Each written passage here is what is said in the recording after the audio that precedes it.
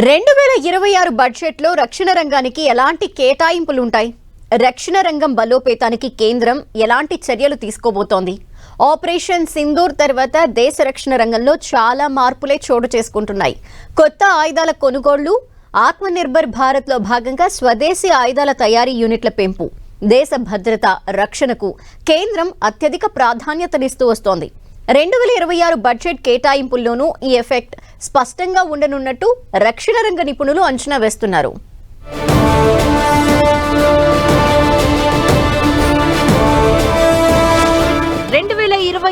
Budget కేటాయింపుల్లో రక్షణ రంగానికి ఎంత? ఈసారి రక్షణ రంగానికి భారీగా కేటాయింపులు ఉంటాయా? ఆపరేషన్ సింధూర్ తర్వాత పెడుతున్న యూనియన్ బడ్జెట్, ఆత్మనిర్భర్ భారత్ కు మరింత ఊతమిచ్చేలా బడ్జెట్ కేటాయింపులు.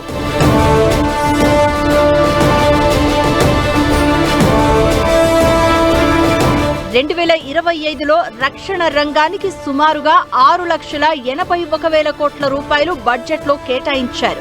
ఈసారి మరిన్ని భారీ కేటాయింపులతో డిఫెన్స్ ను స్ట్రెంగ్త్ చేసేందుకు కేంద్రం చర్యలు తీసుకునే ఛాన్స్ కనపడుతోంది.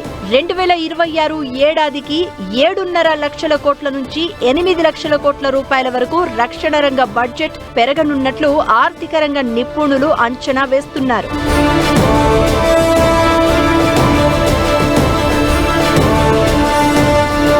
ఆపరేషన్ సింధూర్కు ముందు సీన్ వేరు.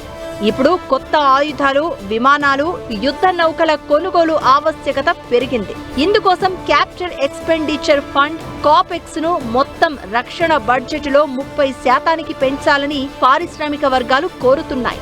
ఆత్మనిర్భర్ భారత్ లో భాగంగా స్వదేశీ రక్షణ ఉత్పత్తులు కొనుగోలు కోసం ప్రత్యేకంగా 1,50,000 కోట్ల రూపాయలకు పైగా కేటాయించే ఛాన్స్ ఉంది.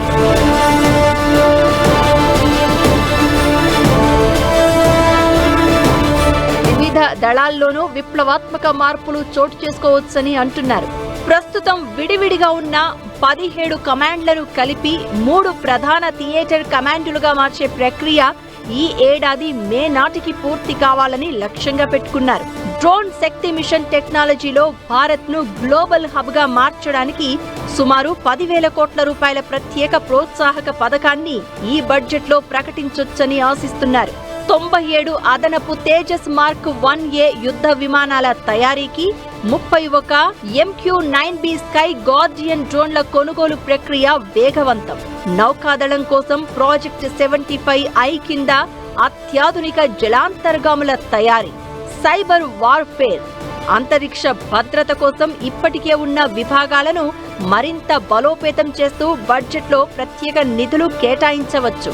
శత్రువుల చొరబాటును నిరోధించేలా సరిహద్దుల్లో అత్యాధునిక సెన్సార్లు, AI ఆధారిత నిఘా వ్యవస్థ, మిషన్ సుదర్శన చక్ర ఏర్పాటు ప్రకటన చేసే ఛాన్స్ ఉంది. ప్రస్తుతమున్న ఉత్తరప్రదేశ్, తమిళనాడు కారిడార్ల తరహాలో తూర్పు భారతదేశంలో ఈస్టర్న్ డిఫెన్స్ కారిడార్ ఏర్పాటుకు ప్రతిపాదన రావచ్చు.